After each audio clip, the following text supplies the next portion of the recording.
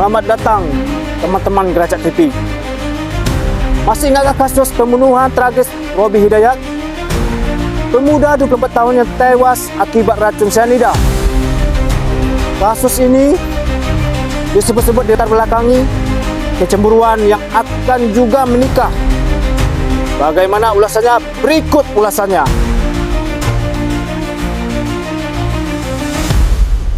Kematian Robi Hidayat, pemuda 24 tahun yang tewas akibat racun cyanida. Terungkap fakta baru di persidangan. Di hadapan Majelis Hakim Pengadilan Negeri Jambi, kakak kandung korban Riko Sahputra membeberkan modus yang dilakukan terdakwa Anggi Febriani. Menurut Riko, awal persoalan ini berawal sejak tahun 2021. Saat itu terdakwa membuat akun Instagram palsu bernama Naila atau Nai, yang kemudian menjalin komunikasi intens dengan korban. Hubungan itu berlangsung selama lebih dari 4 tahun. Namun selama berhubungan, korban sama sekali tidak pernah bertemu dengan sosok yang mengaku sebagai Naila. Semua komunikasi hanya sebatas chat dan video call. Bahkan wajah terdakwa tidak pernah ditampilkan dengan jelas. Kecurigaan korban muncul ketika melihat kilasan wajah terdakwa saat video call. Dari situ korban menduga pacar online yang disangka perempuan sebenarnya adalah kawannya sendiri. Meski demikian, korban tetap melanjutkan komunikasi untuk mencari bukti yang lebih kuat. Namun situasi berubah ketika terdakwa mulai melakukan ancaman. Korban diintimidasi dengan video pribadi tanpa busana yang disebut-sebut akan disebarkan jika hubungan tidak diteruskan. Kamu pernah lihat Instagramnya?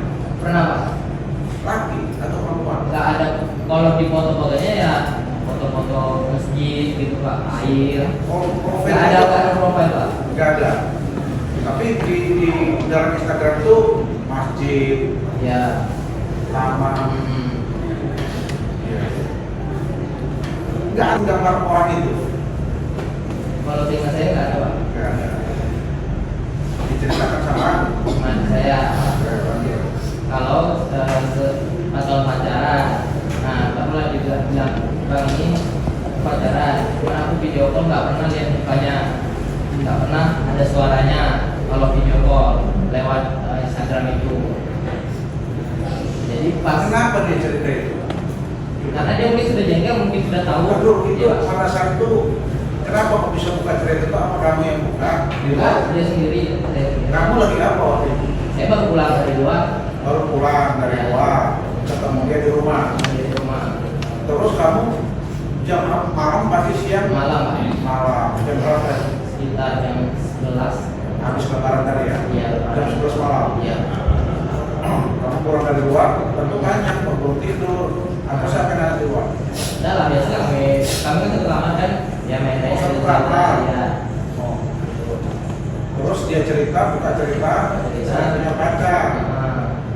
Lewat Instagram sudah 4 tahun. Biasa, Pak. Saya udah 4 tahun. Pernah dengar cerita orang pacaran Pak Abang? Udah nikah itu, Pak. Bohong. Gitu ya. Iya. Terus dikasih lihat lah Instagram ini. Hmm. Tahu namanya Nay. Ya. Lanjut. Jadi pas dia cerita kalau ternyata Mai itu dia udah agak curiga juga kan, Pak, karena nggak pernah lihat muka, nggak ada suara. Jadi curiga pas kali itu ada dia yang kelihatan agak terang lah cahaya dari HP si yang ditelepon ini kan, nah ini, nah kelihatan itu muka dia. Jadi pernah bertemu. Begitupun dengan terdakwa Anggi Febriani. Ia mengakui perbuatannya, menggunakan angka palsu untuk mendekati korban.